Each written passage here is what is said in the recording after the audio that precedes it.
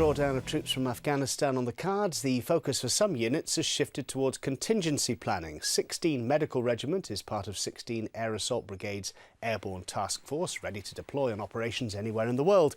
All week, their medics have been training in York, testing out the lightweight equipment they would use on the ground, and Carla Prater joined them on exercise.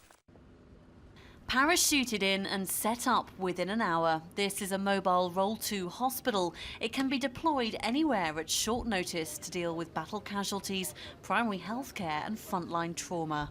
At the Army Medical Services Training Centre near York, 16 MedReg are here on exercise Serpent's Anvil, putting the kit to the test. They're experiencing the full range of casualties that they could expect on contingency operations. There's been some routine small arms fire. There's been some IEDs and some indirect fire, as well as routine infectious diseases. There's been a couple of sprained ankles for the musculoskeletal guys. Really just a standard day in the field. But a standard day for these medics can be very busy indeed. An ambulance arrives bringing in a casualty who's lost both his legs. Straight into the resuscitation bay, he's stabilised, x-rayed and assessed. It tests the teams, we can iron out any problems, especially in the space we have here is a big issue. Working together, working out where the equipment is and how we can best get it to the patient and get the treatment that they need. So we've been kept busy. Here, combat medical technicians, surgeons and consultants work side by side, straight through into the operating theatre. Every second there's something new to be learned from one of the seniors or even just another Tom. There's been times where we've rushed off our feet, but again there's times when it takes sometimes 2 hours for them to get to a ward in ITU. So it's a bit of downtime.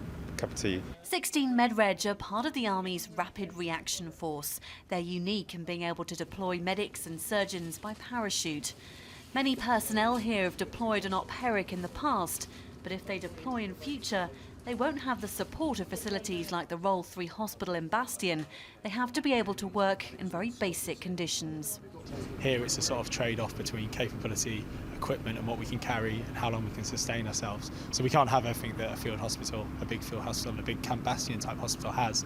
So we've got to try and squeeze the most capability into the sort of smallest loads. Behind the scenes preparations are underway to test the medics with a multiple trauma situation.